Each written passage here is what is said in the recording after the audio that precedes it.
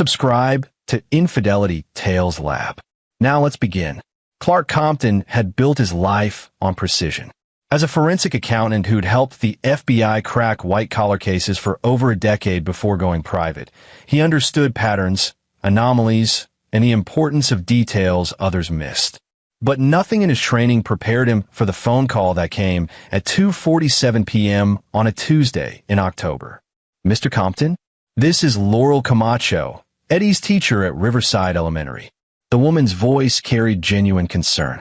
"I wanted to touch base about something we've noticed. Your son hasn't been eating lunch for the past 3 weeks." Clark's hand tightened around his phone. "That's impossible. I pack his lunch every morning. PB&J, apple slices, granola bar, juice box. Same routine for 2 years. I understand, but Eddie sits at his desk during lunch period. When I ask him about it, he says he's not hungry or that he already ate. I thought perhaps there were issues at home, financial difficulties, dietary restrictions we should know about." Heat crept up Clark's neck. "Ms. Camacho, my son is not going hungry. Something else is happening here." After the call ended, Clark sat in his downtown office, staring at the city skyline without seeing it. Eddie was 8 years old, bright and energetic, with his mother's green eyes and Clark's stubborn determination. The kid loved food, especially the lunches Clark prepared. What could make him stop eating? His wife Deanna worked as a pharmaceutical sales representative, often traveling 3 days a week. They'd met at Northwestern University 12 years ago, married after graduation, and Eddie arrived 3 years into their marriage. Life had been good, stable income, nice house in the suburbs, plans for a second child.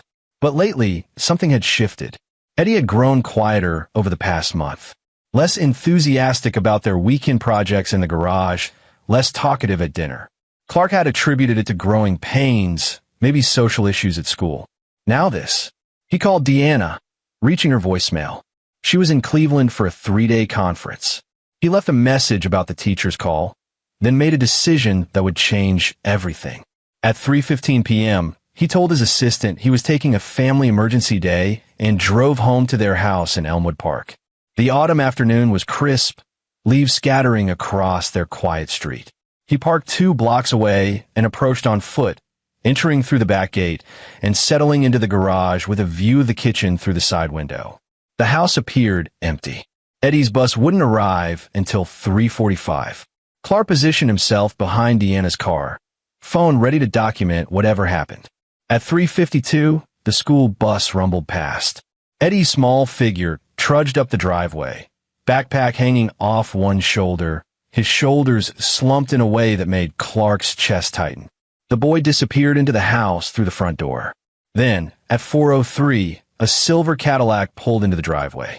Clark recognized it immediately, his father-in-law's car. Elwood Peterson climbed out, a tall man in his mid-60s with silver hair and the erect posture of someone who'd spent 30 years as a high school principal before retirement. He carried a brown paper bag. Elwood had a key to their house. He and Deanna's mother, Glenna, lived 15 minutes away and often helped with Eddie when both Clark and Deanna were working. But Deanna was out of town, and Clark had specifically told Elwood they didn't need help this week. Through the window, Clark watched Elwood enter the kitchen. Eddie appeared moments later, setting his lunchbox on the counter. The boy's face was expressionless, almost mechanical. Elwood opened the lunchbox. Clark's carefully prepared lunch sat untouched, sandwich wrapped in wax paper, apple slices in a container, granola bar, juice box. His father-in-law's face twisted with what looked like disgust. Without a word, he dumped everything into the trash can. Every item. Then he opened the brown paper bag he'd brought and transferred its contents into Eddie's lunchbox. Clark's pulse hammered in his ears. He pulled out his phone and started recording. Elwood placed his hand on Eddie's shoulder, leaning down to speak directly into the boy's ear. Clark couldn't hear the words, but Eddie nodded solemnly. The interaction lasted perhaps 2 minutes before Elwood straightened, patted Eddie's head, and left through the front door. Clark waited until the Cadillac disappeared down the street before entering the house through the garage. Eddie sat at the kitchen table, the new lunchbox in front of him, unopened. "Hey, buddy," Clark said, keeping his voice light despite the rage simmering in his gut. Eddie's head snapped up, eyes widening.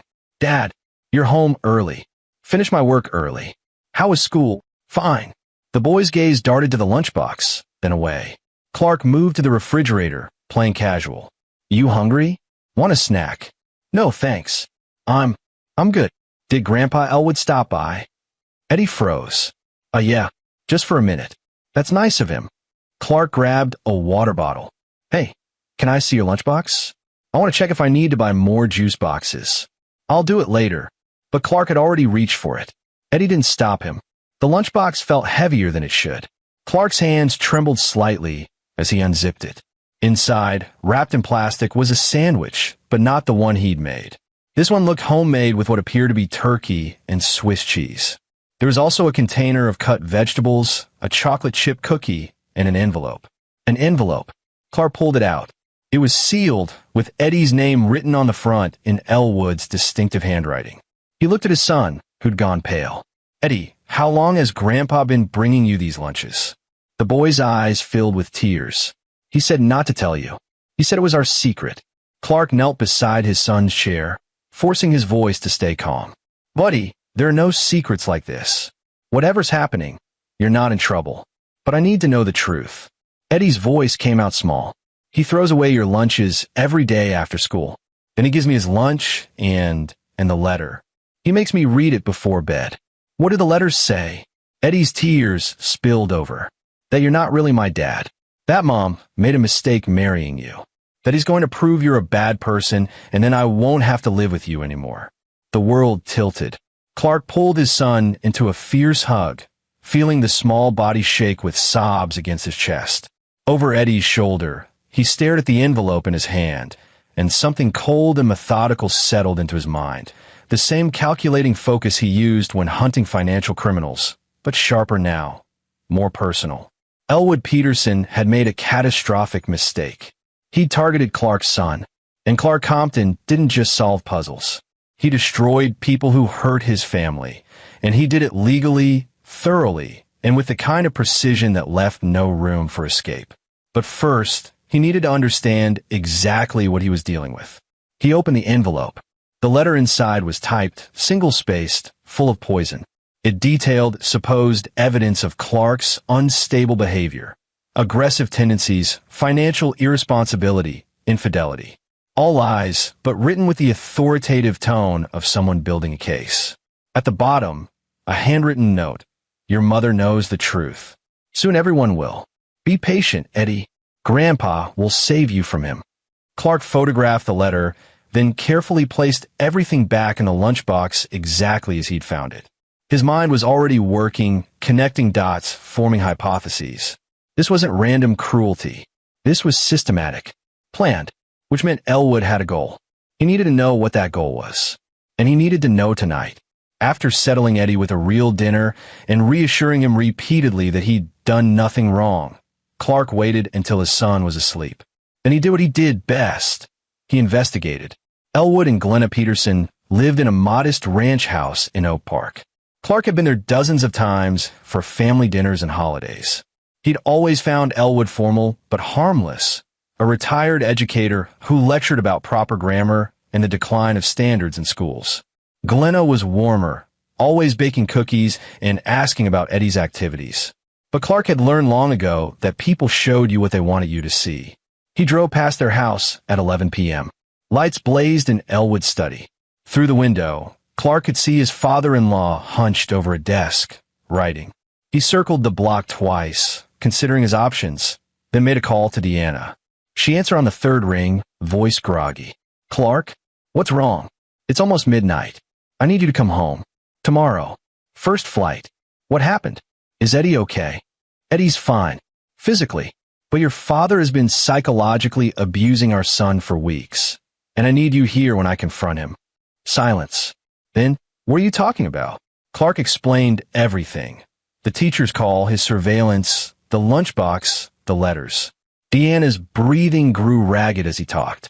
My father wouldn't. Clark, there has to be an explanation. Maybe he was just trying to help, and you're misinterpreting. I have photos. Video. I have the letter, Deanna. This isn't a misunderstanding. Your father is deliberately trying to turn our son against me and apparently has been collecting evidence of my supposed inadequacies. The question is why? I'll catch the 6 a.m. flight. Don't do anything until I get there. But Clark was already pulling up property records on his laptop. Elwood and Glenna Peterson had owned their home for 32 years. No mortgage. Modest retirement income from Elwood's pension and Social Security. Unremarkable. He dug deeper, accessing databases he'd built connections to through years of forensic work. Financial records, court filings, anything that might explain what was happening. At 1:47 a.m., he found it. A lawsuit filed 3 months ago in civil court. Peterson versus Compton. Grandparents' rights case. Petition for visitation. The filing claimed that Clark was an unfit parent and that Elwood and Glenna deserved court-ordered access to their grandson to protect his welfare. The case had been dismissed for lack of standing. Illinois law didn't grant grandparents automatic rights when both parents were alive and married. But there was a note in the file, motion to reconsider pending, contingent on additional evidence of parental unfitness. Elwood wasn't just writing poison letters to Eddie. He was building a legal case. The lunches, the psychological manipulation, all of it was designed to create documentation of Eddie's poor relationship with his father. Maybe Elwood planned to coach Eddie to make statements. Maybe he was hoping Clark would react badly when he found out, giving him real evidence of instability. Clark leaned back in his chair, a cold smile forming. Elwood thought he was playing chess. But Clark had spent a decade finding creative solutions to complex problems, and he'd never lost a case where he was personally invested. His father-in-law wanted war. He'd get one, but on Clark's terms, following Clark's rules, with an ending that would ensure Elwood Peterson never threatened his family again. He opened a new document on his computer and began typing. Not a letter, a plan. By dawn, he had it. 3 phases, each designed to trap Elwood using his own tactics, his own arrogance, and his own words. It would take time, maybe 2 weeks, and it would require perfect execution. But when it was over, Elwood wouldn't just lose. He'd destroy himself publicly, legally, and completely. Clark had learned something important in his years hunting criminals. The best revenge wasn't about hurting someone. It was about making them hurt themselves while you documented every moment. Deanna arrived home at 9 a.m., exhausted and shell-shocked. Clark showed her everything, the videos, the photos, the letters, the court filing. She sat at their kitchen table, hands covering her face, shoulders shaking. "I don't understand," she whispered. "Why would he do this?" "Because he doesn't think I'm good enough for you. He never has. And he's decided Eddie deserves better." Clark's voice was flat. The lawsuit confirms it. He wants custody, or at least court-ordered visitation without our consent. He's trying to prove I'm unfit. This is insane. He can't actually believe. It doesn't matter what he believes. What matters is what he's doing to Eddie. Clark pulled up a photo of their son's face from yesterday, pale and frightened. 3 weeks of psychological torture, Deanna. 3 weeks of our 8-year-old being told his father is evil. That has to end. Today. We'll get a restraining order. Talk to a lawyer. We'll. No. Clark's voice cut through her panic. We're going to do something better. We're going to make sure Elwood can never do this to anyone again. Not just to us, but to any family. Deanna looked up, and Clark saw something in her eyes he'd rarely seen. A hardness, an anger that matched his own. She was a mother first, and Elwood had hurt her child. "What do you need me to do?" Clark smiled. Phase 1 was about to begin. That afternoon, Clark called Elwood. Kept his voice friendly, casual. "Hey, Elwood. Just wanted to thank you for checking on Eddie yesterday. Deanna mentioned you've been helping out while she's traveling." A pause. Of course. The boy needs proper supervision. The condescension in those 5 words told Clark everything he needed to confirm. "Listen, Deanna's back now, but she's exhausted from travel. Any chance you and Glenna could watch Eddie after school this week? We'd really appreciate it." Another pause, longer this time. "I suppose we can manage that." "Great. I'll drop him off at your place tomorrow after school. Around 4. That would be acceptable." After hanging up, Clark turned to Deanna. He took the bait. "Now, we move to phase 2, which is, we give him exactly what he wants. We'll let him think he's winning. And while he's busy congratulating himself, we build a case that will bury him so deep he'll never see daylight again. Clark spent that night in Eddie's room, sitting on the edge of his son's bed, explaining in age-appropriate terms what was going to happen. Grandpa Elwood has been confused about some things. He's been telling you stuff that isn't true. But Dad's going to fix it, okay? You're going to spend some time at Grandpa's house this week, and he might say more things that aren't true. But here's what I need you to know. None of it is real. I love you. Mom loves you, and you're the best thing that ever happened to us. Eddie's small hand gripped his. Is Grandpa a bad person? Clark considered the question carefully. Grandpa has done bad things. That doesn't make him all bad, but it means he needs to face consequences. And he will. I promise you that. Are you going to hurt him? No, buddy. I'm going to let him hurt himself. There's a difference. The next day, Clark dropped Eddie at Elwood's house. Glenna answered the door, all smiles and warm greetings. Clark played his part perfectly, grateful, slightly harried, relieved to have help. He noticed the way Elwood watched from the living room, satisfied smirk on his face, already thinking he'd won another round. What Elwood didn't know was that Eddie's backpack now contained a small audio recorder, legally purchased and set to voice-activated recording. Illinois was a two-party consent state for recordings, but there were exceptions for protecting minors from abuse. Clark had consulted with 3 lawyers before taking this step. Everyone confirmed that if Elwood continued his psychological manipulation, the recordings would be admissible as evidence of child abuse. And Clark was betting everything that Elwood couldn't help himself. He was right. When Clark picked Eddie up 3 hours later, his son was quiet but nodded when Clark asked, "Did you keep the recorder hidden?" They drove 2 blocks before pulling over to review the audio. Elwood's voice came through crystal clear. "Your father doesn't understand what's best for you, Eddie. Men like him, they're selfish. They think about money and their jobs, not about family. Your mother made a mistake marrying him. But don't worry, I'm gathering evidence. Soon, a judge will see the truth, and you'll come live with Grandma and me. Wouldn't that be better?" Eddie's small voice, "I don't want to live away from Mom and Dad. You'll understand when you're older. Your mother will visit. Maybe your father too, if the court allows it. But you'll be safe with us. We'll give you a proper upbringing. Not this chaos." The recording continued for 47 minutes. Elwood coaching Eddie on what to say to his teacher. Elwood discussing his legal strategy. Elwood making disparaging comments about Clark's family background, his career, his parenting. All documented, time-stamped, impossible to deny. Clark saved the file to 3 separate locations. Phase 2 complete. Phase 3 would be more delicate. It required Elwood to make one final, catastrophic mistake. And Clark knew exactly how to ensure that happened. He waited until Friday, then called Elwood again. "Hey, something's come up at work. Big emergency client situation. I might need to fly to Houston this weekend. Is there any chance you and Glenna could watch Eddie from Saturday morning through Sunday afternoon?" "This weekend? That's quite short notice."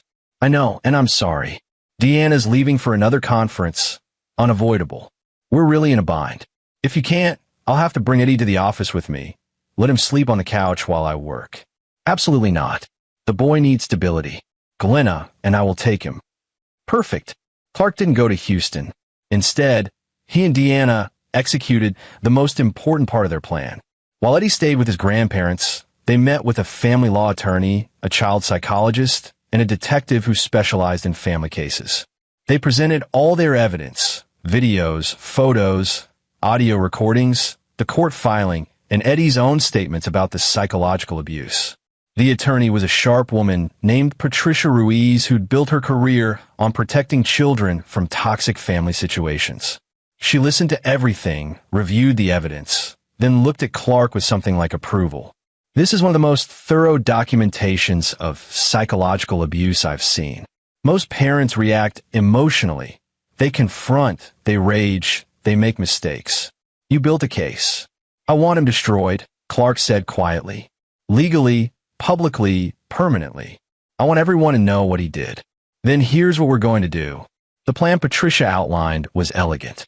They would file for a protection order on Monday, backed by all the evidence. Simultaneously, They'd report the psychological abuse to DCFS, the Department of Children and Family Services. The combination would trigger an investigation that Elwood couldn't dodge or manipulate. His grandparents' rights case would be automatically dismissed. More importantly, the filing would be public record. But Patricia suggested one addition. Let's give him a chance to confess. Sometimes the cover-up destroys people more than the crime. If we can get him on record denying everything, then prove he lied, it'll be devastating. Clark smiled. I know exactly how to do that. Sunday evening, after picking up Eddie, Clark called a family meeting at a neutral location, a conference room at Deanna's office building. He invited Elwood and Glenna, told them it was about Eddie's well-being and recent concerns. They arrived at 7 p.m., Elwood wearing a suit as if attending a tribunal. Glenna looked worried, hovering by her husband's side. Clark and Deanna sat across from them, Eddie safely at a friend's house. Thank you for coming, Clark began. We need to discuss something serious. Elwood's expression was carefully neutral. Of course, we're always happy to help with Eddie's welfare. That's interesting, Clark said, because I've discovered that you've been throwing away the lunches I pack for my son and replacing them with your own. For weeks. Glenna gasped. Elwood didn't flinch. I don't know what you're talking about. Really? Because I have video of you doing exactly that. Multiple times. If you've been spying on me, I was protecting my son, which brings me to the letters you've been sending home with him. The ones telling him I'm unfit to be his father. Now Elwood's mask cracked slightly. Eddie is being raised in an unstable environment. Someone needs to provide him with proper guidance. By telling an 8-year-old that his father is a bad person, by coaching him to lie to his teacher, by filing a lawsuit behind our backs. Deanna's mother spoke for the first time. Elwood, what lawsuit? It's a matter of protecting our grandson. It's psychological abuse, Clark interrupted. And it ends tonight. Here's what's going to happen. You're going to withdraw your lawsuit. You're going to cease all contact with Eddie until he's 18 and can decide for himself whether to have a relationship with you. You're going to sign a document admitting what you did and apologizing. And in exchange, we won't file charges or pursue a protection order. Elwood stood, face flushed. You can't dictate terms to me. I have rights. You have nothing. Clark's voice was ice. I have documentation of every single thing you've done. Audio, video, written evidence. I have testimony from Eddie's teacher, his therapist as of 2 days ago, and 3 attorneys who reviewed the case. You've committed child abuse. The question is whether you want to admit it quietly or have it aired in court where everyone in this city will know exactly what kind of person you are. I was trying to save that boy from you. Elwood's composure shattered. You're not good enough for my daughter. You never were.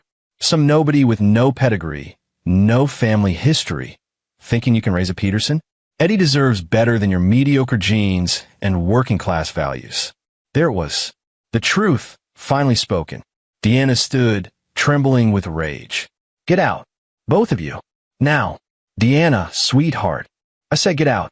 You've been poisoning my son against his father because of your own sick prejudices? You filed a lawsuit without telling me? I can't even look at you right now. Glenna was crying. I didn't know. Elwood, what have you done? But Elwood's face had closed down. I've done what was necessary, and I have no intention of agreeing to anything. You want a war, Clark? You'll get one. I'll see you in court. He stormed out. Glenna followed, sobbing. Clark turned to Deanna. He took option B. What? I gave him a chance to do this quietly. He chose the public route. So now we really do destroy him. Monday morning, Patricia Ruiz filed the protection order. By noon, DCFS had been notified and assigned an investigator. By 5 p.m., the story had leaked to a local journalist who specialized in family court issues, not by accident. Clark had spent Sunday night writing a detailed timeline and sending it to someone he trusted to tell the story fairly. The article ran Wednesday morning. Retired principal accused of psychological abuse of grandson in custody plot. It included quotes from the court filing, background on Elwood's failed lawsuit, and expert commentary on grandparents' rights cases gone wrong. Within hours, Elwood's phone was ringing. Former colleagues calling to ask if it was true. Parents from his old school demanding answers. The superintendent of the district where he'd worked for 30 years issuing a statement about how disappointed they were to hear these allegations about a former employee. Clark had predicted all of it. He'd spent years studying how public exposure worked, how institutions protected themselves by distancing from scandal, how social networks turned toxic when someone fell from grace. Elwood had spent 30 years building a reputation as an educator, a pillar of the community. That reputation was now ashes. The DCFS investigation concluded in 2 weeks. The protection order was granted. The grandparents' rights case was not only dismissed, but resulted in a formal notation in Elwood's file that he posed a risk to the minor child. In Illinois, such notations were rare and damning. But Clark wasn't finished. He'd been tracking something else during the investigation: Elwood's finances. Old habits from his forensic accounting days. What he found was fascinating. Elwood had spent nearly $40,000 on attorney fees over the past 6 months, draining savings accounts and taking out a loan against his house. The failed lawsuit had cost him dearly. But there was more. In reviewing Elwood's background, Clark discovered that during his tenure as principal, there had been 3 separate complaints from parents about his authoritarian behavior with students. Incidents where Elwood had allegedly told children their parents were failing them, that he knew better about their futures. The complaints had been settled quietly, swept under the rug by a district eager to avoid scandal. Clark compiled this information and sent it to the school board with a simple note: "You might want to review whether Mr. Peterson's retirement should remain honorific given this pattern of behavior." The board voted to revoke Elwood's emeritus status. His name was removed from the plaque in the school's main hall. The scholarship fund bearing his name was quietly renamed. Piece by piece, Clark dismantled everything Elwood valued, and he did it using only the truth. 3 months after the confrontation, Clark sat in his office when his phone rang. Unknown number. "Mr. Compton? This is Glenna Peterson." Clark straightened. "Mrs. Peterson, I wanted you to know I filed for divorce, and I wanted to apologize. I should have seen what Elwood was doing. I should have protected Eddie instead of standing by Elwood. I'm sorry.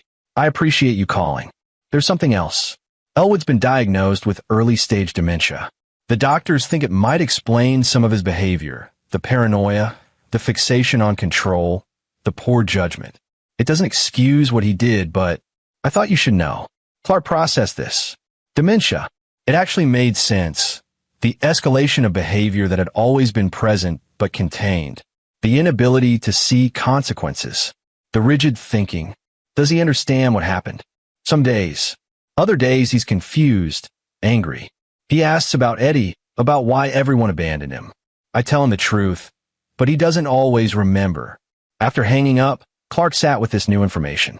Part of him wanted to feel vindicated. But another part, the part that was still fundamentally decent, felt something more complex. Elwood had hurt his family badly, but he'd also been sick, his worst traits amplified by neurological deterioration. It didn't change what Clark had done.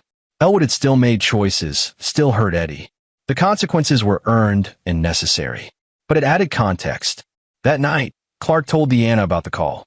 She listened quietly, then said, "Do you regret how we handled it?" "No. If we'd known about the dementia earlier, I might have approached it differently. But Eddie comes first. Always. And what we did ensured he'll never be hurt like that again. My mother wants to see Eddie. She's been going to therapy, trying to understand how she enabled my father for so long. She asked if we'd consider supervised visits." Clark thought about it. What does Eddie want? He misses his grandma. Not his grandpa, but his grandma. Then we set clear boundaries, we supervise, and we see how it goes. But the first sign of any manipulation, any toxicity, and it ends. Deanna nodded. Agreed. 6 months after everything started, life had found a new equilibrium. Eddie was thriving in therapy. His nightmares had stopped, and he'd started eating lunch at school again. Glenna had supervised visits twice a month, always at neutral locations, and she was careful to never mention Elwood or undermine Clark and Deanna's parenting. Elwood lived in a nursing home now, his dementia progressing. Glenna visited him 3 times a week, but she'd build a life separate from his shadow. She joined a support group for families of dementia patients and started volunteering at a children's literacy program. Clark had returned to his normal work, but something had changed in him. He'd always been good at his job, but now he understood viscerally why it mattered. He'd started taking on more pro bono cases involving family law issues, using his skills to help parents fighting custody battles against abusive partners or manipulative relatives. One evening, as Clark and Eddie worked on a model rocket in the garage, their new weekly tradition, Eddie asked, "Dad, do you think Grandpa Elwood really thought he was helping me?" Clark set down his glue gun and considered the question. "I think he convinced himself he was. Sometimes people do bad things believing they're doing good. That doesn't make it okay, but it's important to understand. Do you forgive him?" "I don't know if forgiveness is the right word. I understand what happened. I know he was sick, but I also know he hurt you, and my job as your dad is to protect you. I make the same choices again, even the part where you got him in trouble. Even that, because sometimes the only way to protect someone you love is to stop the person hurting them." Completely. Eddie nodded slowly, processing. Then he picked up the rocket fin he'd been sanding. "I'm glad you're my dad. Not just because you protected me, but because you didn't just yell or hit or do what Grandpa would have done. You were smarter." Clark pulled his son into a hug. "Being smart isn't about being clever, buddy. It's about knowing what matters and doing whatever it takes to protect it. You matter. Our family matters. Everything else is just details." Later that night, after Eddie was asleep, Clark stood in the garage looking at the space where he'd first watched Elwood throw away his son's lunch. So much had changed from that moment. A simple act of surveillance had unraveled a conspiracy, exposed a pattern of abuse, and ultimately protected his family. But it had also taught him something important about himself. He'd always prided himself on being controlled, methodical, professional. What he'd learned was that those traits weren't just about his career. They were about who he was fundamentally, someone who could channel rage into precision, fear into planning, and love into unwavering protection. Elwood had underestimated him, had seen a working-class forensic accountant and assumed incompetence, had thought he could manipulate an 8-year-old child without consequences, had believed his own superiority would protect him. He'd been wrong on every count, and in being wrong, he'd given Clark the opportunity to show exactly what he was capable of when someone threatened his family. Not violence, not cruelty, but something far more devastating. Systematic, methodical destruction using only the truth and the law. Clark's phone buzzed. A text from Patricia Ruiz. "Thought you'd want to know. Elwood's attorneys just withdrew his appeal of the protection order. It's over. Over. Officially, legally, permanently over." Clark typed back, "Thank you for everything." He walked inside, locked the door, and climbed the stairs to where his family slept safely. Deanna was reading in bed, and she looked up as he entered. "Everything okay?" "Everything's perfect," he said, and meant it, because he'd won, not through luck or chance, but through being smarter, more thorough, and more committed than his enemy. He'd protected his son, exposed an abuser, and ensured his family would never face that threat again. In the morning, he'd pack Eddie's lunch, PB&J, apple slices, granola bar, juice box. The same routine he'd always had, but with the certainty that this time, Eddie would actually eat it. No one would intercept it. No one would replace it with poison-laced messages. No one would use food as a weapon against his child. It was such a simple thing, a lunch, but it represented everything Clark had fought for: normalcy, safety, family, love. And he'd earned it, every bit of it, through sheer force of will and calculated precision. Elwood Peterson had started this war thinking he'd save his grandson from an unworthy father. Instead, he learned exactly why you should never underestimate a man protecting his family, especially not a man like Clark Compton, who turned investigations into weapons and used patience as a blade sharper than any act of immediate violence could ever be. The lunchbox sat on the kitchen counter, ready for tomorrow. Clark picked it up, feeling its familiar weight, and smiled. Game over. He'd won. And there you have it. Another story comes to an end. What did you think? I'd love to hear your thoughts in the comments below. If you enjoy this story, consider joining our community by subscribing. It means the world to us. For more stories like this one, check out the recommended videos on screen. And I'll see you there. Welcome to Infidelity Tales Lab. We're grateful you've chosen to join us today. Tell us, Which part of the world are you watching from? Big city? Small town? Country? We'd love to know. Now, let's dive into today's story. Chapter 1. The Man with Two Faces. Barrett Donovan drove his sleek German sedan through the winding roads of Oak Ridge, a wealthy neighborhood nestled in the hills overlooking the city. The radio played softly as wet autumn leaves clung to the windshield. At 45, Barrett had mastered the art of patience, a quality that had served him well in both his personal and professional life. To the world, Barrett was a digital security consultant with a modest demeanor who married into the prestigious Landry family 15 years ago. To his clients, mostly high-net-worth individuals and select corporations, he was the invisible guardian who protected their digital fortunes and secrets. Few knew that behind his unassuming exterior lay a tactical mind that had prevented countless cyber heists and corporate espionage attempts. Today was Thanksgiving, and Barrett's jaw clenched involuntarily as he thought about spending another holiday with the Landrys. His in-laws had never accepted him as worthy of their daughter Vivian, despite his success. To them, he would always be the scholarship kid who lucked his way into their social circle. Almost there, he mumbled to himself, checking his watch. The gold timepiece had been his father's, a hard-working electrician who died when Barrett was 19, leaving him to fend for himself through college. The watch was a reminder of where he came from and the promises he'd made to never let anyone look down on him again.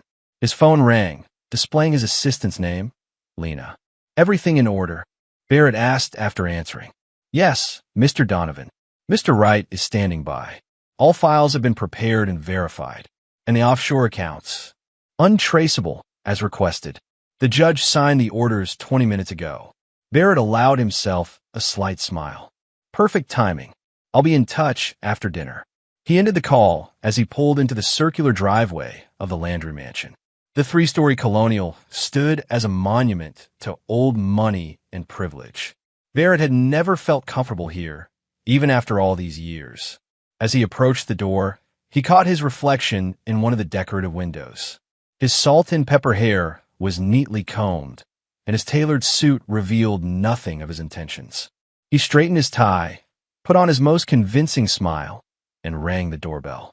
Theodore Ted Landry opened the door, martini in hand. At 70, he still stood tall, his silver hair immaculately styled, his eyes cold and calculating. "Barrett, you're late," he said without offering a handshake. Traffic was heavier than expected. "Happy Thanksgiving, Ted." Barrett stepped inside, immediately assaulted by the cacophony of voices and the smell of roasting turkey. The Landry extended family was already gathered in the living room. Cousins, aunts, uncles, and family friends, all dressed in their holiday best, all belonging to the same exclusive social circles. He spotted Vivian immediately. At 42, she remained stunning, her blonde hair falling in perfect waves, her green eyes sharp and attentive as she laughed at something her cousin had said. She wore an emerald dress that Barrett had never seen before, though he'd certainly paid for it. When she noticed him, her smile faltered momentarily before recomposing itself. She excused herself and approached him with a glass of white wine in hand. "You made it," she said, giving him a perfunctory kiss on the cheek that reeked of performance. "Wouldn't miss it." Barrett returned the smile, matching her pretense. As he followed Vivian further into the house, he noticed a familiar face that shouldn't have been there. Nolan Pierce, a family friend who worked with Ted at the investment firm. Nolan, in his late 30s with the physique of someone who spent more time in the gym than the office, caught Barrett's eye and nodded with faux friendliness. Barrett nodded back, his face betraying nothing of what he knew. The text messages, the hotel receipts, the afternoon meetings that his wife had been having with Nolan for the past 11 months. The beautiful irony was that it had been Nolan himself who had hired Barrett's firm for cybersecurity services 3 years ago, giving Barrett backdoor access to the very devices that would later document their affair. Drink. Margot Landry, Vivian's mother, appeared beside him with a glass of scotch. Unlike her husband, Margot maintained a veneer of politeness toward Barrett, though her eyes always held the same judgment. "Thank you, Margot." He accepted the drink, knowing it would be his last indulgence of the evening. He needed his wits about him tonight. As they gathered around the massive dining table, Barrett noticed the careful arrangement of place cards. His was conspicuously absent from a main table.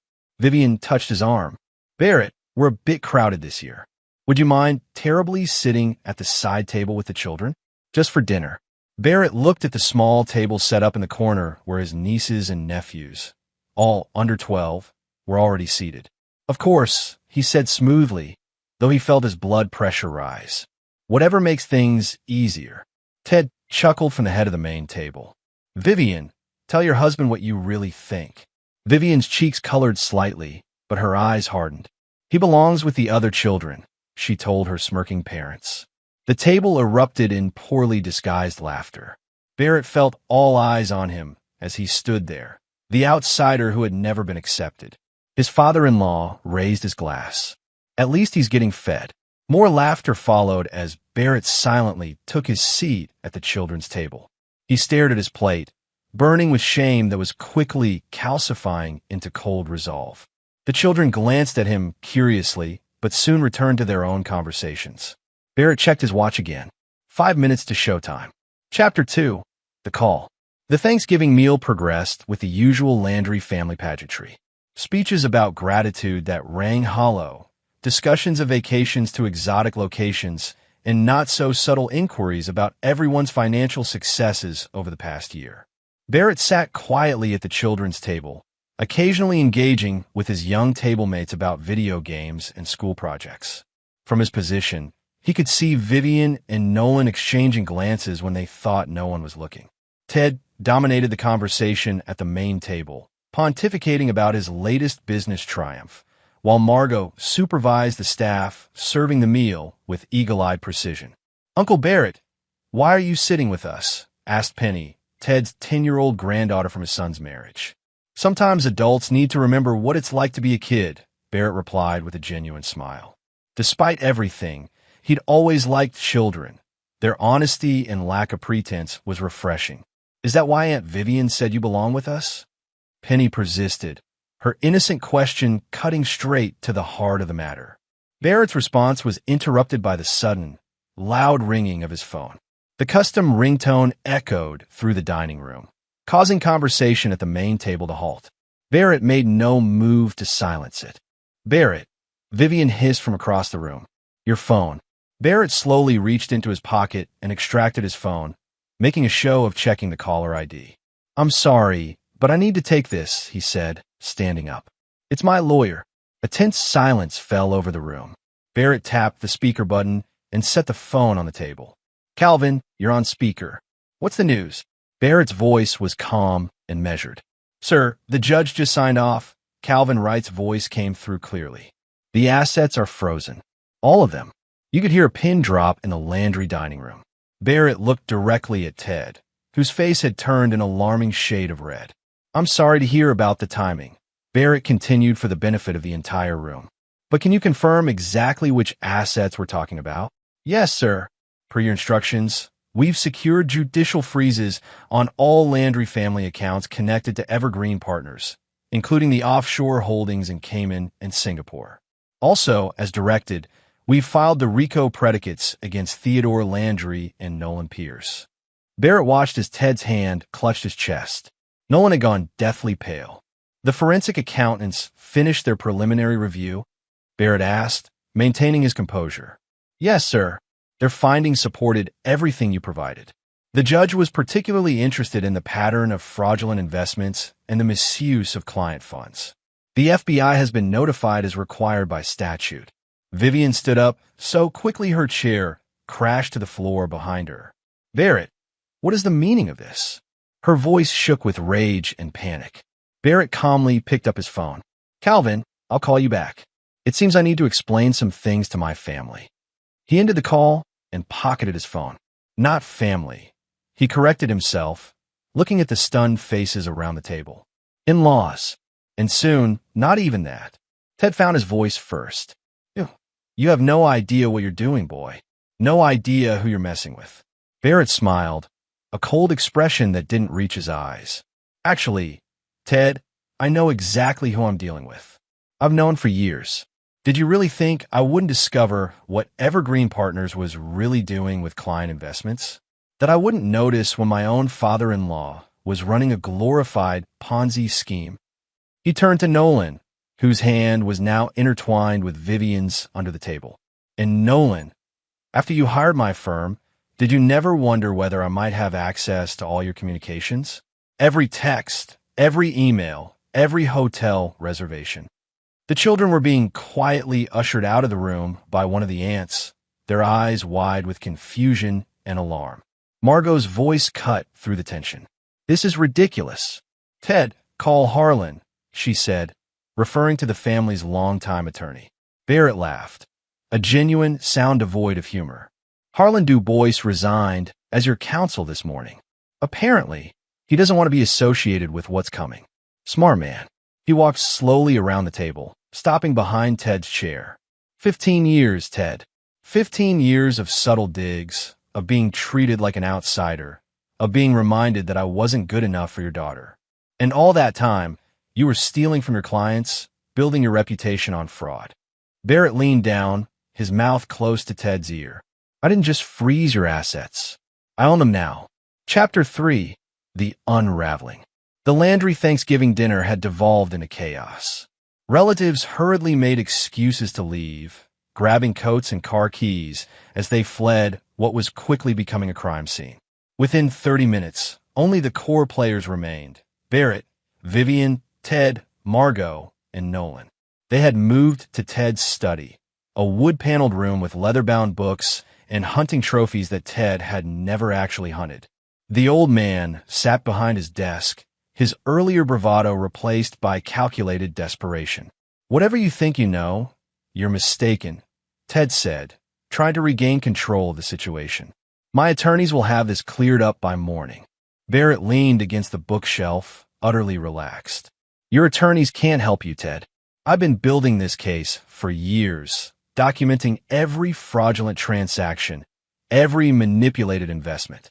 Did you know that 3 of your biggest clients are actually shell companies I control? You've been stealing from me, technically speaking. Vivian paced the room, her perfect composure shattered. This is insane, Barrett. If this is about us, about Nolan and me. It's not, Barrett interrupted. Your affair is just a symptom of a much larger disease in this family. A disease called entitlement.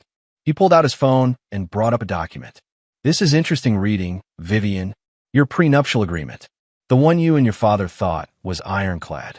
The one that stipulated that in case of infidelity on your part, you forfeit all claims to marital assets and family trust disbursements. Vivian stopped pacing. That's not possible. Daddy had that agreement written by the best. By Harlan, yes. The same Harlan who overlooked a crucial detail when Ted restructured the family trusts in 2019. A restructuring that, incidentally, made the trust assets vulnerable to civil asset forfeiture if the trustee, that's you, Ted, was engaged in ongoing criminal activity. Nolan, who had been silent until now, finally spoke. This is blackmail. Barrett shook his head. No, Nolan. This is justice. This is consequences. He walked to the window and looked out at the manicured lawn, now dark in the November evening. For years, I've watched this family operate as if rules don't apply to them. Ted manipulates markets and defrauds clients. Margot uses charity events to launder money and reputation. Vivian marries me for convenience while maintaining her real relationships on the side. He turned back to face them. And me? I was just the useful idiot. The tech guy who legitimized your operations, who provided digital security while you committed digital crimes. Margot, who had been uncharacteristically quiet, suddenly laughed, a brittle, hollow sound. You think you've won? You have no idea how deep our connections go. One phone call and what? Barrett cut her off. Your political friends won't take your calls anymore, Margot. Not after the documents I sent to the FBI this morning detailing the kickbacks and illegal campaign contributions. As we speak, agents are executing search warrants at Evergreen's offices and your vacation homes. Your connections are scrambling to distance themselves from you. Ted's face had turned an alarming shade of gray. You'll destroy everything. Years of work, our reputation. Your reputation was a lie, Barrett said firmly, built on fraud and maintained through intimidation. And as for destroying everything, he paused, looking directly at Vivian. That process began 11 months ago when your daughter decided our marriage vows were optional. Vivian's eyes filled with tears. Whether from genuine emotion or calculated manipulation, Barrett couldn't tell anymore. Barry, please. We can work this out. I made a mistake. Don't call me Barry, he said coldly. That name was for someone who loved you. Someone who doesn't exist anymore. The sound of car doors slamming outside drew their attention. Through the window, they could see several black SUVs pulling into the driveway, men in suits emerging with determined expressions. Right on time, Barrett murmured. You called the FBI to our Thanksgiving dinner? Margot asked incredulously. Barrett smiled. I didn't have to. Once a judge issues certain types of orders, things happen automatically. The system works when someone makes it work. He walked to the door, pausing with his hand on the knob. I'll see myself out the back way. I have a feeling you'll be busy for a while. Barrett, Ted called out, his voice suddenly old and afraid. What do you want? There must be something we can offer. Barrett considered the question seriously. What do I want?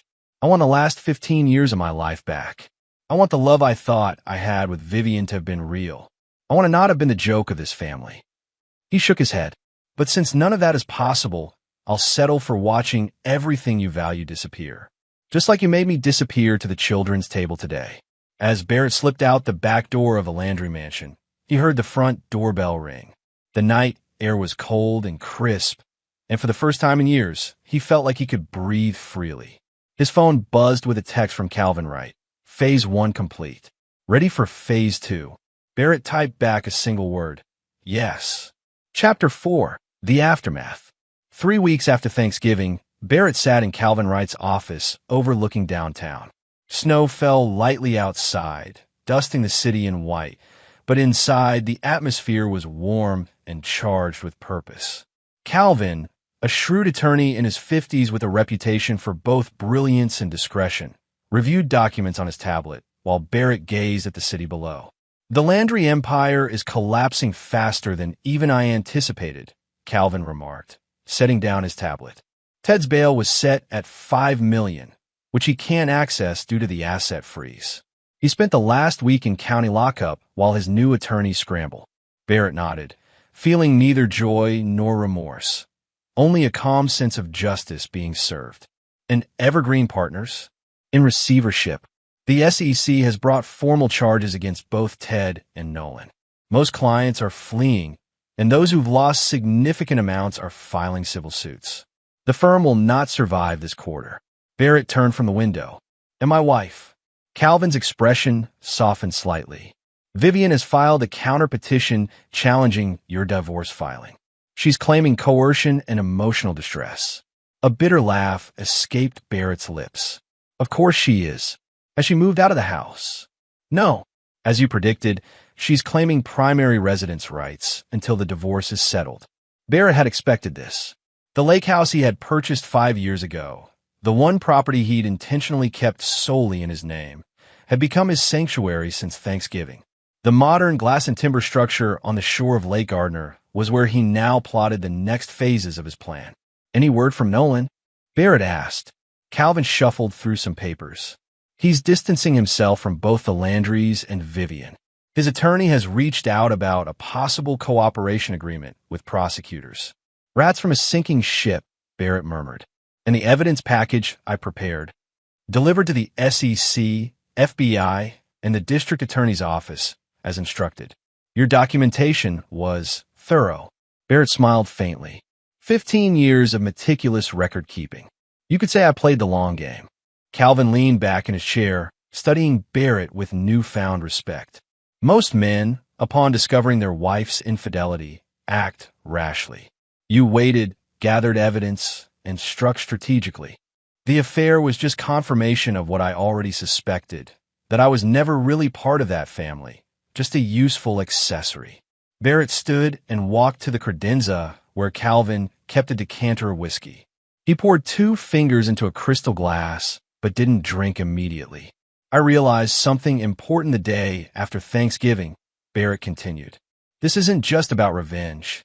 It's about reclaiming my dignity and ensuring that people who think they're above consequences face them completely. Calvin accepted a glass of whiskey. Speaking of consequences, Margot Landry has been calling my office 3 times a day. What does she want? To arrange a meeting with you. She's being quite insistent. Barrett considered this. Margot had always been the strategic mind behind the Landry family's social maneuvering. If she wanted to meet, she had an angle. Set it up, Barrett decided. Neutral ground, public place. Tomorrow, if possible. Calvin made note. Now about phase 2. The transfer of the Aspen property is complete. The shell company now legally owns the vacation home.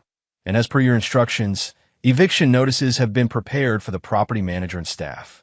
Barrett nodded, satisfaction warming him more than the whiskey could. The Aspen Ski Lodge had been Ted and Margot's pride and joy, the gathering place for their elite social circle during the winter holidays. Now it belonged to Barrett through a complex series of legal maneuvers that even the Landry's new attorneys couldn't unravel. What about the foundation? Barrett asked. Calvin pulled up another document. The Landry Family Foundation has been issued a freeze order pending investigation. Their annual Christmas Gala has been canceled, and several board members have resigned. The Christmas Gala, the social event of the season where the Landrys showcase their philanthropy while secretly using the foundation to shield assets and minimize taxes. Barrett had attended 14 such galas, always feeling like an outsider, even while writing large checks to causes he actually cared about. And Vivian's personal accounts? Frozen, as you requested. Her credit cards were declined at Bergdorf's yesterday. Calvin allowed himself a small smile. According to my sources, it caused quite a scene. Barrett felt a hollow satisfaction at the image. Vivian's carefully cultivated social image was disintegrating, just as his heart had when he'd first discovered her betrayal. Have the divorce papers been amended as we discussed? Barrett asked. Calvin nodded. Yes. The new terms offer her a one-time settlement of $200,000, contingent upon her immediate vacation of all properties and a comprehensive non-disclosure agreement. She won't accept, Barrett predicted. No, she won't, Calvin agreed. But it establishes our position for when this goes before a judge. Barrett finally took a sip of his whiskey, letting the smoky liquid linger on his tongue. What about the children? Calvin looked confused. Your children? You don't have. No, Ted's grandchildren, Penny and the others. I want to ensure they have college funds that can't be touched by what's happening. Calvin's expression softened. That's unexpected, given the circumstances. Barrett shrugged. They're innocent in all this. And they were kind to me at the children's table. Calvin made another note. I'll set up blind trust for each of them. The Landrys won't know the source of the funds. Barrett finished his whiskey and set the glass down. Thank you, Calvin. Let me know when Margot confirms for tomorrow. As Barrett left the office and stepped into the snowy afternoon, his phone buzzed with a notification. It was from his surveillance system at the lake house. Someone was at his door. The camera showed Nolan Pierce, looking considerably less polished than the last time Barrett had seen him, standing anxiously on the porch. Barrett smiled coldly. The next phase was beginning even sooner than he'd planned. Chapter 5. The Propositions.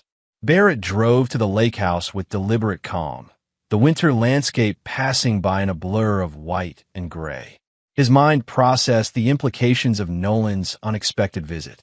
The man had been Vivian's lover, Ted's protege, and, in many ways, the catalyst for Barrett's revenge plan.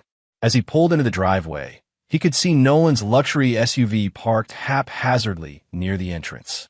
The man himself was sitting on the front steps, his expensive overcoat inadequate protection against the December cold. His face was haggard, the confident smirk replaced by desperate exhaustion. Barrett parked and approached slowly, maintaining a safe distance. He hadn't survived this long by being careless. You're trespassing, Nolan, Barrett said calmly. Nolan stood quickly, his breath clouding in the cold air. Barrett, please. 5 minutes. That's all I ask. Why should I give you anything? Because I have information. Information that could help you. Barrett studied the man before him, once so arrogant, now reduced to begging on his doorstep. It was satisfying, but also suspicious. 5 minutes, Barrett agreed, unlocking the door and gesturing Nolan inside. The lake house interior was minimalist and modern. All clean lines, natural materials, and floor-to-ceiling windows overlooking the frozen lake. Barrett had deliberately chosen a style completely different from the Landry mansion's ostentatious opulence. Nolan stood awkwardly in the living room, taking in the space. "Nice place. I didn't invite you here for small talk," Barrett replied coldly. "For minutes now."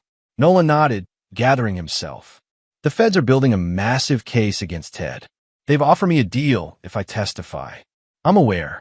What you might not be aware of is that Ted has evidence that could implicate you as well. He's claiming you were complicit in some of Evergreen's more questionable dealings." Barrett laughed, genuinely amused. "Is that the best he can do? Every service my company provided to Evergreen was legitimate and documented. Ted's desperation is showing." Nolan shifted uncomfortably. "There's more. Vivian, she's planning something." Barrett's amusement faded. "Explain." "She approached me last week, wanted my help to access some of your secure servers. She thinks you have offshore accounts that weren't included in the financial disclosures for the divorce. This was new information and potentially concerning." Barrett's expression remained neutral, but his mind was racing. "And did you help her?" Nolan looked down. "I considered it, but I realized something important. She was using me, just like she used you. The difference is you figured it out sooner." Barrett moved to the kitchen and poured himself a glass of water, deliberately not offering one to Nolan. "Why come to me with this? What do you want?" Nolan took a deep breath. "Protection, and a deal of my own. I can give you everything. Recordings of conversations with Ted about fraudulent investments, details about Vivian's plans, evidence that the Landrys were intentionally hiding assets for years. In exchange for immunity from your pursuit and help with the federal prosecutors. Your influence could ensure I get the best possible deal." Barrett considered the proposition. Nolan could indeed be useful, but trusting him would be foolish. "Your time is up," Barrett said, setting down his glass. "Here's my counteroffer. You'll provide everything you mentioned, every recording, every document, every detail about Vivian's plans to Calvin Wright by tomorrow morning. In return, I won't actively work against your plea deal with the feds." Nolan's face fell. "That's it. That's generous, considering your role in destroying my marriage," Barrett replied coldly. "And Nolan, if I discover you've withheld anything, or if the information proves worthless, I'll ensure the federal prosecutors know about the offshore account in Belize where you've been hiding Evergreen commissions." Nolan's shock was evident. "How did you?" "I know everything," Barrett interrupted. "That's a lesson the Landrys and their associates are learning quite painfully. Now, get out of my house." After Nolan left, Barrett secured the property and made several calls, updating his security team about potential intrusion attempts on his servers. Then he prepared for his meeting with Margot the following day. The upscale cafe in the museum district was Margot's choice, neutral territory with enough public visibility to ensure civility. Barrett arrived early, selecting a table with a clear view of both entrances and the street outside. Old habits of vigilance died hard. Margot arrived precisely on time, her entrance causing a stir even in diminished circumstances. At 68, she remained striking, silver hair in an elegant chignon, her posture regal despite the obvious strain of recent events. She wore a conservative navy suit that probably cost more than most people's monthly rent, though Barrett noted the absence of her usual diamond jewelry. She spotted him immediately and approached with measured steps, her expression unreadable. "Barrett," she said, taking the seat across from him without waiting for an invitation. "Margot, you're looking well, considering." A flash of anger crossed her face before the practiced social mask returned. "Circumstances change. People adapt." "Some do," Barrett agreed. "Others face consequences." A server approached, and they both ordered Barrett a black coffee, Margot a pot of Darjeeling tea. When they were alone again, Margot leaned forward. "I'll be direct. This vendetta against my family has gone far enough." "You made your point." Barrett raised an eyebrow. "Has Ted sent you as his emissary? Or is this your own initiative?" Margot's mouth tightened. "Ted is indisposed. His health has suffered since the arrest. My heart bleeds, Barrett replied dryly. Mock if you must, but you've achieved your goal. Ted's reputation is ruined. Evergreen is finished. Our social standing is decimated. Even Vivian is suffering. Barrett studied Margot carefully. In 15 years of marriage to her daughter, he'd never seen Margot Landry plead for anything. What exactly are you proposing, Margot? She straightened, more comfortable now that they were moving to negotiations. A ceasefire. You direct your attack dog lawyers to ease the pressure on the asset freezes. Allow us access to certain accounts for living expenses and legal fees. In return, we facilitate a quick, quiet divorce from Vivian with terms more favorable to her than your insulting current offer. Their drinks arrived, creating a momentary pause.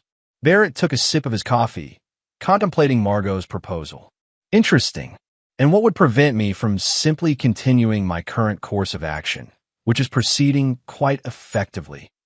Margot's eyes hardened, because despite what you may think, the Landry name still carries weight. Ted may be temporarily compromised, but our extended family has connections you haven't begun to confront. Threats, Margot? I expected more subtlety. Not threats. Reality. She sipped her tea with perfect composure. Additionally, I have something you want. Barrett's interest was piqued despite himself. Which is? The truth about why Vivian married you. The statement hung in the air between them. Barrett kept his expression neutral, though the question had haunted him since discovering the affair. He'd always assumed it was his financial prospects, or perhaps even genuine feeling at the beginning. I'm listening. Margot set down her teacup. 15 years ago, Vivian was involved with someone Ted disapproved of, a man with the right social credentials, but troubling habits. When things ended badly, there was a situation that needed to be handled discreetly. Your emergence as a prospective husband was convenient timing. Ted saw potential in your technical skills for Evergreen, and I saw an opportunity to solve Vivian's problem. Barrett absorbed this information, the final piece of a puzzle he'd been assembling for years. You arranged our meeting at the charity gala. It wasn't coincidence. Nothing in our circle happens by coincidence, Barrett. Surely you've realized that by now. The coldness that had settled in Barrett's chest since Thanksgiving hardened further. So, my entire marriage was a construction, a solution to a Landry family problem. Margot shrugged elegantly. Initially, perhaps, but 15 years is a long time. Whatever began as arrangement became reality. Until it didn't, Barrett replied. Until Vivian found someone who better matched her true preferences. My daughter has always had diverse appetites. Nolan wasn't the first, merely the most recent. The confirmation of what Barrett had long suspected hit harder than he'd anticipated. He maintained his composure with effort. And you're telling me this now because I want you to understand what you're really fighting. Not a single betrayal, but a fundamental incompatibility that was present from the beginning. This Scorched Earth campaign won't bring you satisfaction, Barrett. Only more emptiness. Barrett considered Margot's words, weighing them against everything he knew and had planned. Finally, he met her gaze directly. Thank you for your honesty, Margot. It's refreshing after years of manipulation and lies. He reached for his coat. But you've misunderstood something fundamental. This isn't just about Vivian or even Ted's financial crimes. Then what is it about? Barrett stood, placing money on the table for both their drinks. It's about consequences. For 15 years, I watched the Landry family operate as if rules were for other people. As if kindness was weakness and loyalty was for fools. He buttoned his coat, his voice remaining conversational, but his eyes cold. You're right that I won't find satisfaction in this campaign, Margot. Satisfaction isn't my goal. Justice is. And justice demands that people who have lived without consequences finally face them, completely and without compromise. Margot's composure cracked slightly. You'll destroy everything, including yourself. Barrett smiled, a genuine expression that didn't reach his eyes. Some things need to be destroyed before something better can be built. Give my regards to Ted when you visit him in custody. As Barrett walked away, his phone buzzed with a message from Calvin. Nolan delivered the materials as promised. You need to see this immediately. Chapter 6. The Revelation. The winter storm that had threatened all day finally broke as Barrett drove back to his office. Snow whipped across the windshield, reducing visibility and matching his turbulent thoughts. Margot's revelation about his marriage had struck deeper than he'd anticipated, confirming his worst suspicions while adding new layers of betrayal. Calvin was waiting in Barrett's office, a serious expression on his face. The leather portfolio on the desk between them contained the materials Nolan had delivered. "That bad?" Barrett asked, removing his snow-dusted coat. "Worse," Calvin replied. "These recordings." He gestured to the portfolio. "You need to hear them yourself." Barrett settled behind his desk and opened the portfolio. Inside were flash drives, printed documents, and handwritten notes organized with surprising care. He selected the first flash drive and plugged it into his computer. The audio was crystal clear. Nolan had apparently been recording conversations for his own protection for years. The first file featured Ted Landry speaking candidly about Barrett. "Donovan is useful but expendable. His security systems give us plausible deniability. If regulators ever get too close, he'll make a convenient scapegoat." Barrett's expression remained impassive as Ted's voice continued, discussing how they had structured certain transactions to appear legitimate while concealing their true nature. The evidence was damning for Ted, but what struck Barrett was the casual contempt with which his father-in-law discussed him, not as family, but as a tool to be used and discarded. The next recording featured Vivian and Nolan, clearly intimate, discussing Barrett. "How much longer do we have to maintain this charade?" Nolan asked. Vivian's laugh was brittle. "Until Daddy decides Barrett's outlived his usefulness. The prenup makes divorce complicated. Besides, he's so wrapped up his work, he barely notices my absences." "But you're my woman," Nolan insisted. "Everyone knows it except him." "That's the beauty of it," Vivian replied. "He sees what he wants to see. Meanwhile, we have the best of both worlds." Barrett stopped the recording, his hand steady despite the emotion churning inside him. "When was this recorded?" Calvin checked the metadata. 8 months ago. There are dozens more spanning the past 3 years. Barrett nodded, processing this information. "And the documents?" "Financial records, mostly. Account numbers for hidden assets that weren't on our radar. But there's something else, something I'm not sure even Nolan understood the significance of." Calvin handed Barrett a folder containing photocopies of handwritten notes. These appear to be from Ted's personal journal. There are references to something called Operation Lighthouse dating back to when you first met Vivian. Barrett skimmed the pages, his cybersecurity training allowing him to quickly identify patterns in the cryptic notes. "These are coded instructions for a long-term intelligence operation. They were monitoring me before I even met Vivian." The revelation landed like a physical blow. Barrett had assumed his marriage was a convenience for the Landrys, perhaps even a genuine match that had soured. But this suggested something more calculated, a deliberate targeting. "Why?" Calvin asked, voicing the obvious question.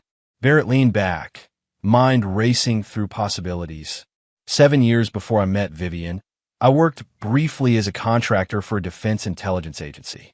My security clearance gave me access to certain information that could have been valuable to someone with Ted's connections. He stood and paced the office, pieces falling into place. The Landry family didn't just use me for Evergreen. They targeted me specifically because of my background. Vivian's job wasn't just to marry me. It was to monitor me. Calvin looked stunned. "You're suggesting industrial espionage? Corporate spying? Or worse?" Barrett's voice had hardened. "Some of my projects had national security implications. If Ted was selling information gleaned from my work to foreign interests." He trailed off, the full implications too disturbing to voice aloud.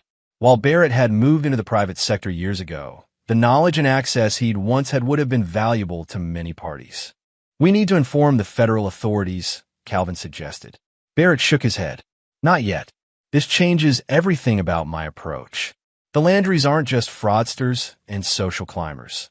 They're potentially something far more dangerous." He returned to his desk and pulled up a secure email. I need to contact some former colleagues. People who operate in spheres where this kind of activity is taken very seriously. Calvin looked concerned. Barrett, I understand your anger, but if we're talking about potential national security issues, we need to follow proper channels. Barrett's smile was cold. That's exactly what I intend to do. But first, I need to secure myself against the inevitable counterattack. The Landrys won't go down without a fight, especially with these kind of stakes. He typed rapidly, sending encrypted messages to contacts he hadn't spoken with in years. Calvin, I need you to do 3 things. First, increase security at all properties and offices immediately.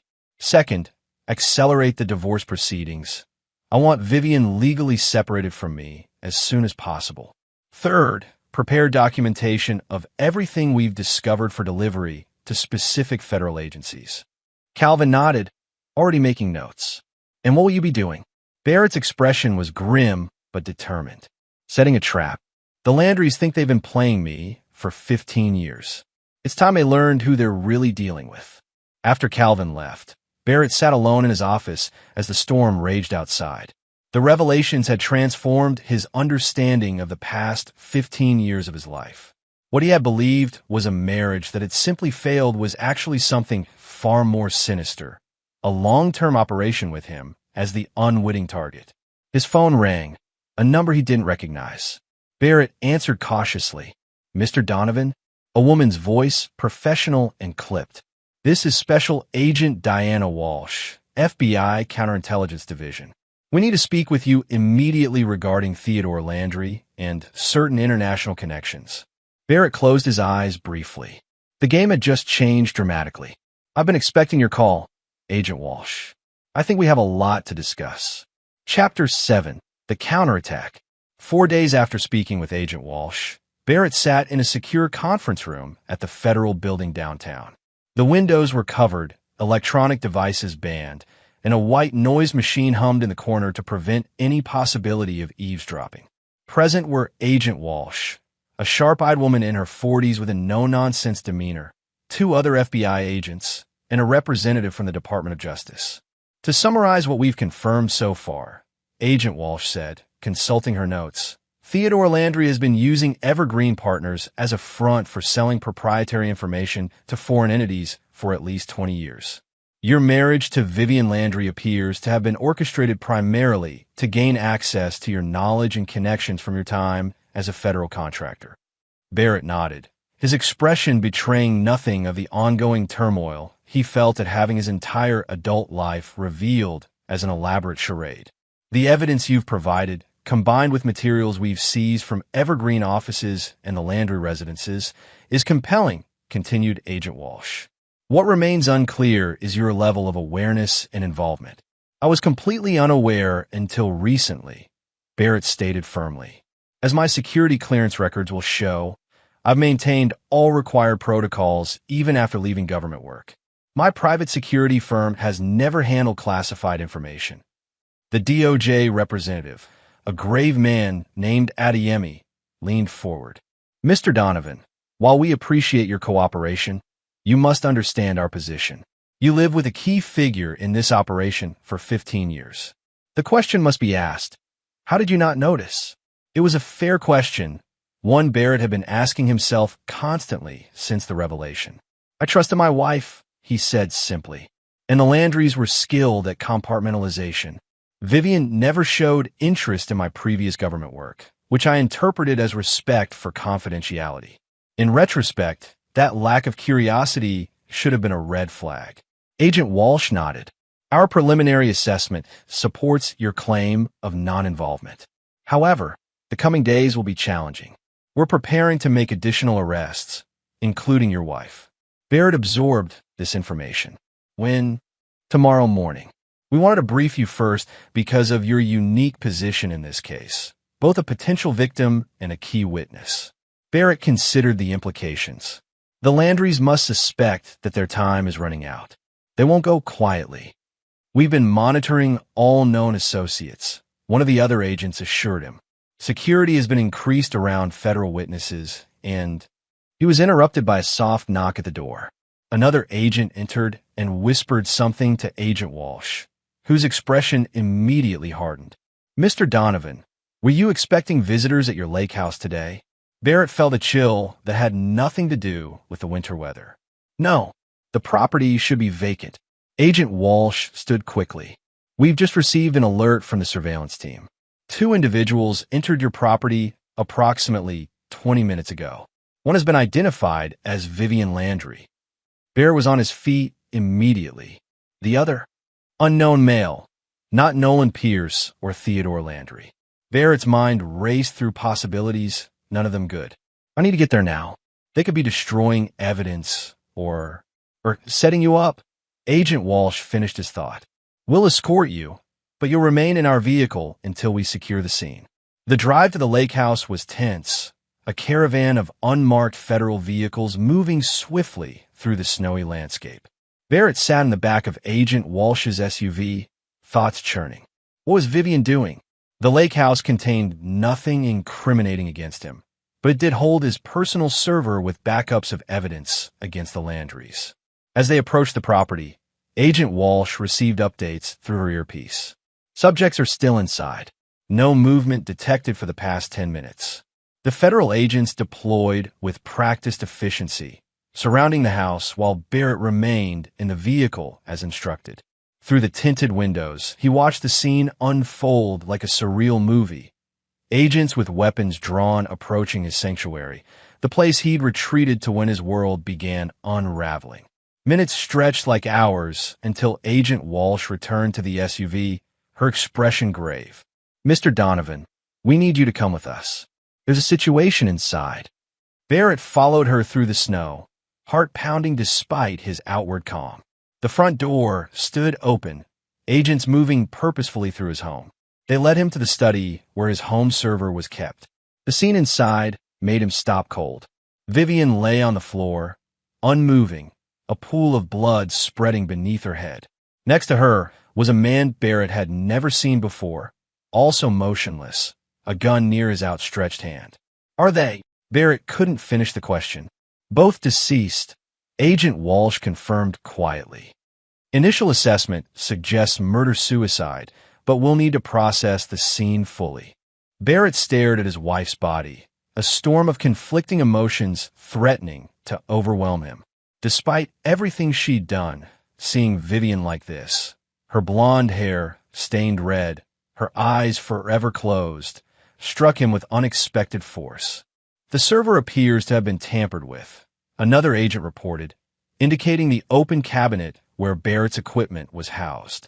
"Looks like they were attempting to extract or destroy data."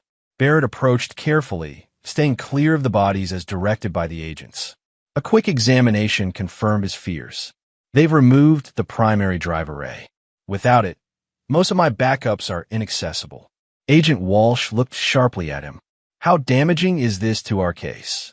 Barrett considered the technical implications. "Not catastrophic.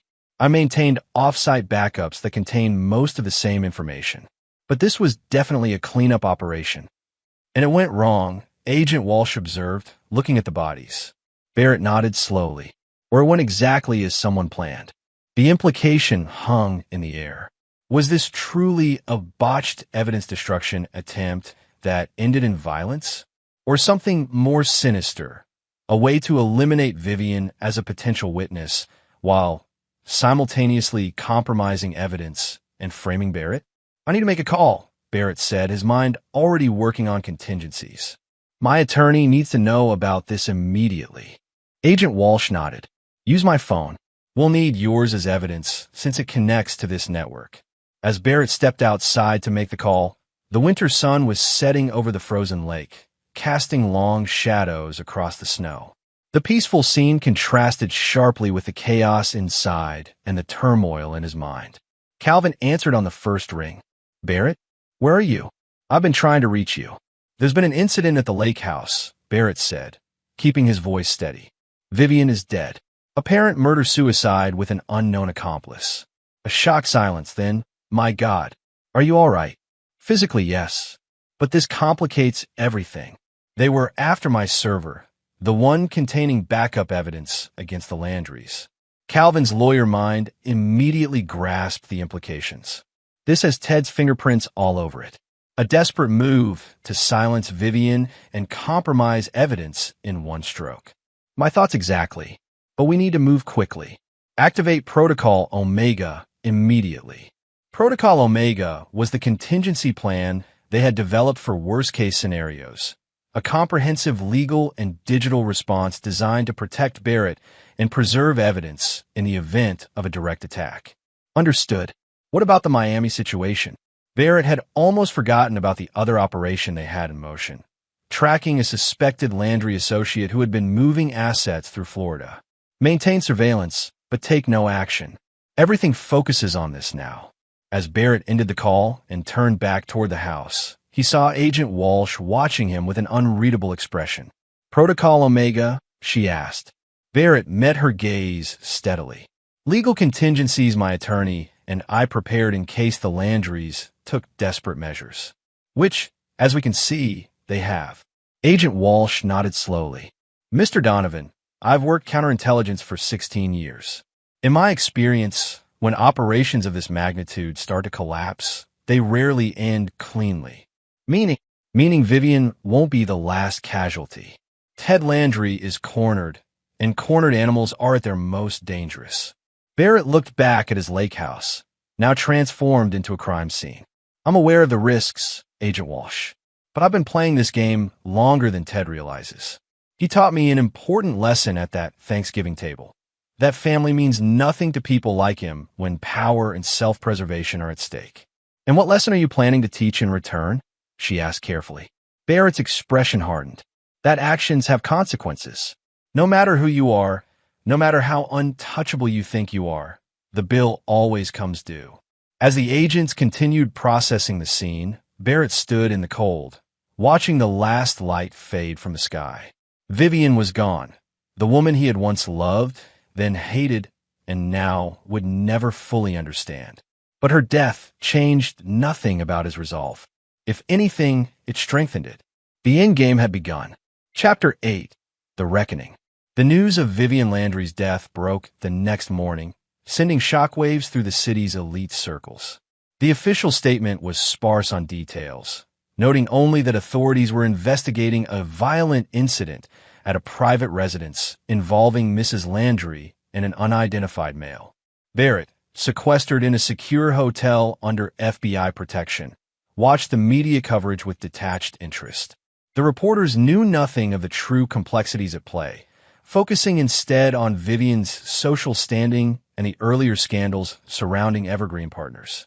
Some speculated about Barrett's whereabouts, painting him alternately as a grieving husband or a calculated mastermind. Agent Walsh entered his suite, bringing coffee and updates.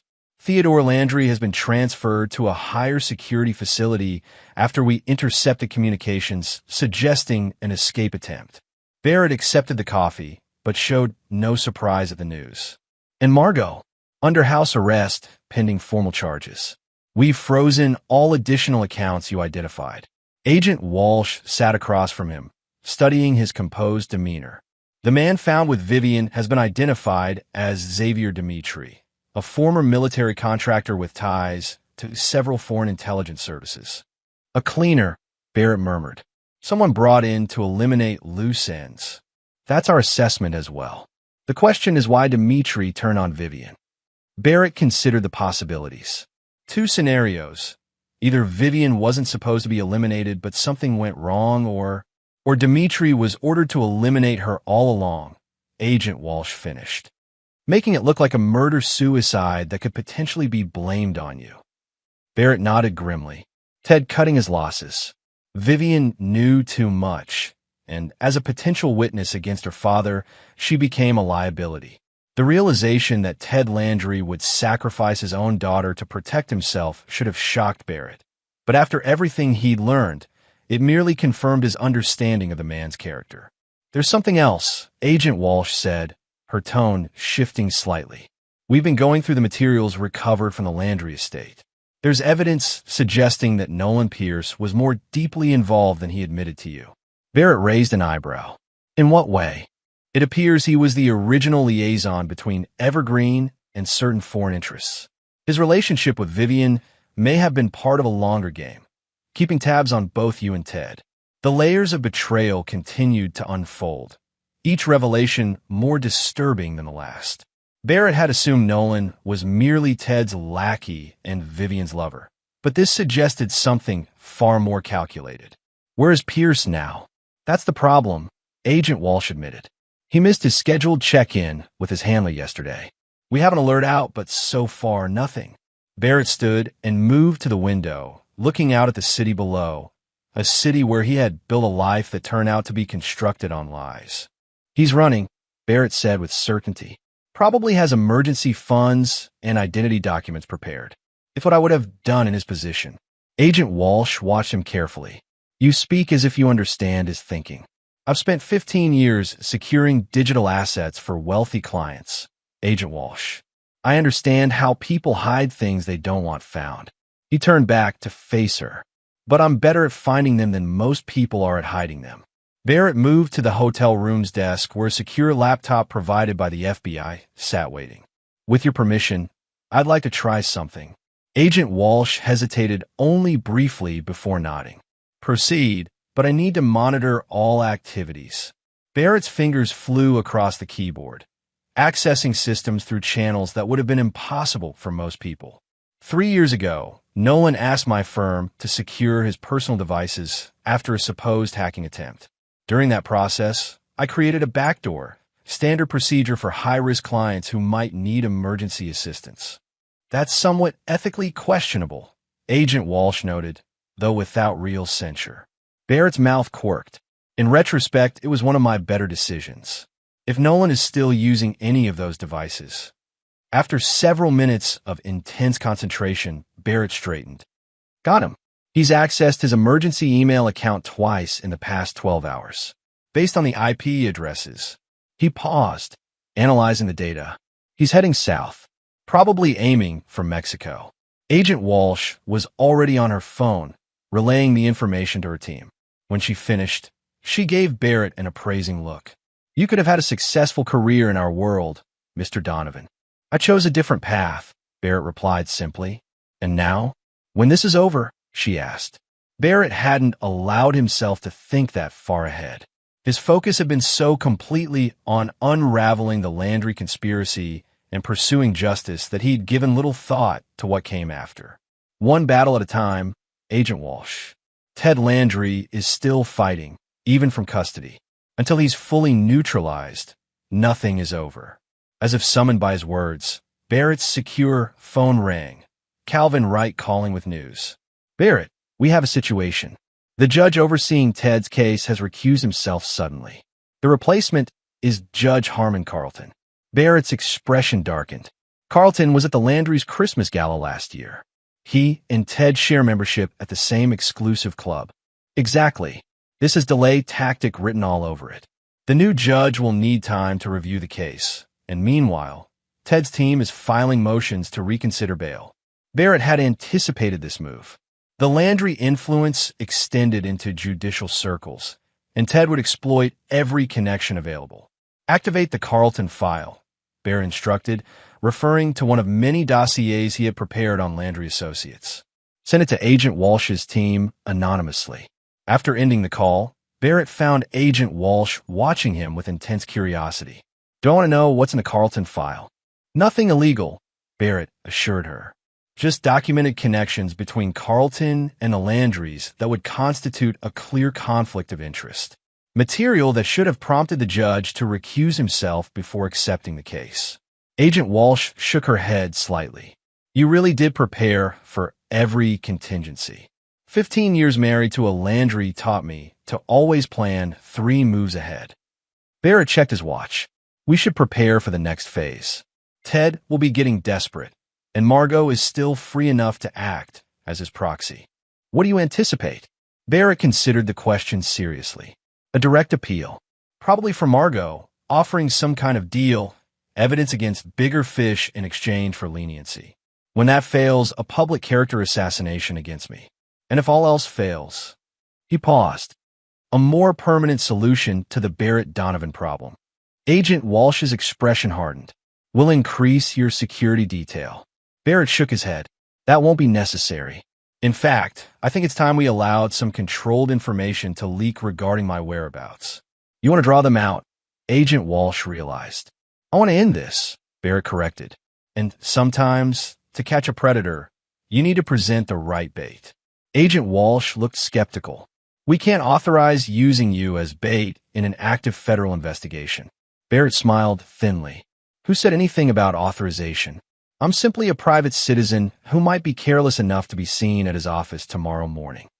Before Agent Walsh could object further, Barrett's secure phone rang again, this time with a number he didn't recognize. He answered cautiously. Barrett? It's Penny. Penny Landry. The young voice of Ted's granddaughter was shaking. I'm scared. They said you might be able to help us. Barrett's expression changed instantly, his tactical calculations giving way to genuine concern. Penny? What's happened? Where are you? At Grandma Margot's house. But people came and took her away, and now there's no one here except the housekeeper, and she's crying and won't tell us what's going on. Us? Who's with you, Penny? My brother Miles and our cousins. We were supposed to have a sleepover, but now everyone's gone, and we don't know what to do. Barrett met Agent Walsh's eyes, silently communicating the situation. She was already making calls, presumably to determine if Margot's arrest had been executed without proper provisions for the children. Penny, listen to me carefully. Everything's going to be okay. I want you to stay exactly where you are. Don't answer the door for anyone. I'm coming to get you.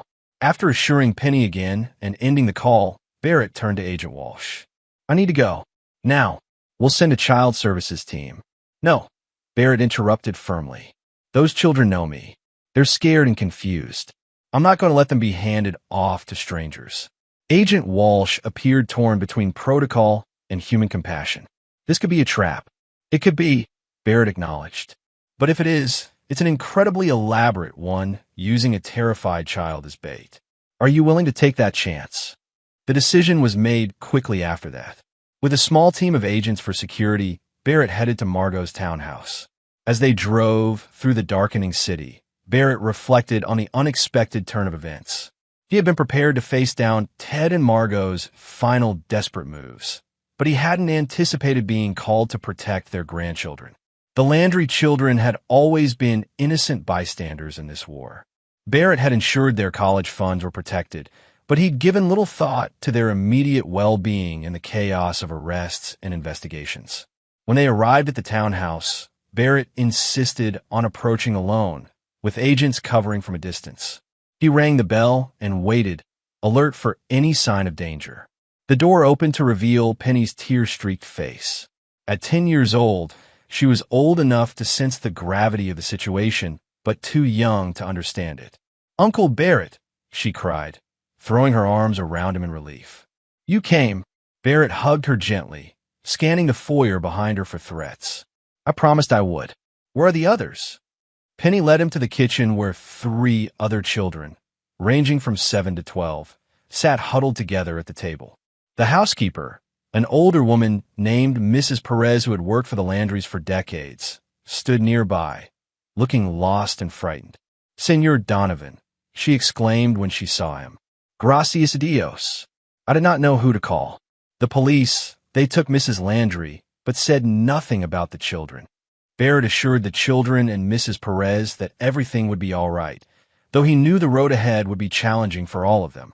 As he organized their temporary care with the agents and child welfare specialists who arrived shortly after, Barrett felt a strange sense of closure. In the midst of all the betrayal and deception, these children, the youngest members of the Landry dynasty, had turned to him in their moment of need. Not to their grandfather's powerful friends or their parents' social circle, but to the man who had once been banished to the children's table at Thanksgiving. It was a small victory, but perhaps the most meaningful one of all. Chapter 9. The Aftermath. 6 months after the events at the lake house, Barrett stood at the railing of his penthouse balcony, watching the summer sunset paint the city skyline in gold and amber. The warm evening breeze carried the distant sounds of traffic and life below.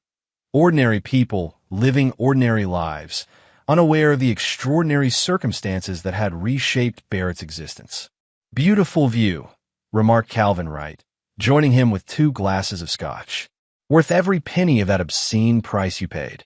Barrett accepted the offered drink with a small smile. I consider it an investment in my future. The penthouse had been one of his first purchases after the final legal settlements. Located in a recently completed tower downtown, it represented a clean break from his past. No connections to the Landrys, no memories of Vivian, just floor-to-ceiling windows and endless possibilities.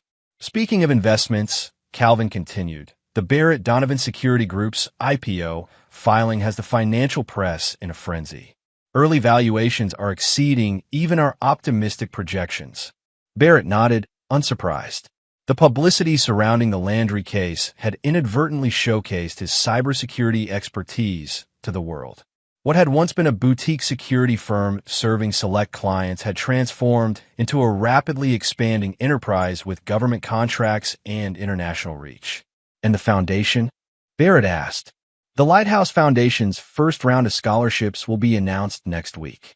20 students from disadvantaged backgrounds receiving full rides to study cybersecurity and digital ethics. Barrett felt genuine satisfaction at this news. The foundation, named with deliberate irony after Ted's covert operation against him, had become his most personally meaningful project. Using a significant portion of the assets recovered from the Landrys, he had established a program specifically designed to help young people who, like him years ago, had talent and drive but lacked financial resources and connections. Any word from Agent Walsh? Calvin asked after a comfortable silence. She's been reassigned to a task force investigating similar operations. Apparently, the Landry case opened up several new avenues of inquiry into foreign influence networks. The federal investigation had expanded far beyond Ted Landry and Evergreen Partners, uncovering connections to international business figures and even political campaigns. Ted himself had eventually agreed to a cooperation deal, though his information had proven less valuable than prosecutors hoped. Too many of his contacts had gone aground once news of his arrest broke. In Ted's sentencing, Calvin prompted. 22 years, Barrett replied. Given his age, essentially a life sentence. Neither man commented on the justice of this outcome. Ted Landry had orchestrated not only financial crimes, but operations that compromised national security and ultimately led to his own daughter's death. The court had shown little mercy. Margot's appeal was denied, Calvin added. She'll serve the full 7 years, though I suspect she'll find ways to maintain her comforts even in federal prison. Barrett took a sip of his scotch, thinking of his former mother-in-law. Margot had been charged as an accessory, her role in the operations less direct than Ted's, but still significant. True to her nature, she had negotiated the best possible terms for herself, sacrificing old allies without hesitation. And Nolan Pierce remains in the wind. Calvin concluded their update. Though there are rumors of a sighting in Argentina last month, Barrett had mixed feelings about Nolan's escape. On one hand, justice demanded he face consequences for his role in the Landry operations and his affair with Vivian. On the other hand, Nolan had provided critical evidence that helped bring down Ted. Perhaps living in perpetual fear of capture was its own form of punishment. The children are adapting well, Barrett said, changing the subject to something that had unexpectedly become important to him. Penny called yesterday to tell me about her science project. Following the arrests, the Landry grandchildren had been placed with various relatives, none of whom had been directly implicated in Ted and Margot's crimes. Barrett had initially maintained distance, conscious of the complications his presence might create in their lives. But Penny had persistently reached out, and gradually he had become something of a mentor figure to her, and eventually the other children as well. You never expected to become the favorite uncle of the Landry grandchildren, Calvin observed with a hint of amusement. Barrett shook his head. Life takes unexpected turns. They moved inside as the evening air cooled. The penthouse interior was minimalist but warm. Natural materials, clean lines, and carefully chosen art that reflected Barrett's true tastes rather than the ostentatious style Vivian had insisted upon in their shared homes. On his desk sat a small frame containing a handwritten note, a thank you card from Penny for the microscope he had sent for her birthday. It was a reminder that amid all the destruction and injustice he had wrought upon the Landry Empire, something positive had emerged. "Do you ever regret how things unfolded?" Calvin asked, settling into one of the leather armchairs. "Not the justice part, but the collateral damage? Vivian's death, the children's trauma?" Barrett considered the question seriously. He had asked himself the same thing during sleepless nights over the past months. "I regret that it came to this," he finally answered. "I regret that what I thought was love was actually an elaborate deception. I regret that children had to witness the destruction of their family legacy." He paused, looking out at the city lights now twinkling in the dusk. "But I don't regret pursuing the truth, no matter how painful. And I don't regret ensuring that people who believe themselves above consequences finally face them." Calvin nodded thoughtfully. "In your future? Beyond the company and the foundation?"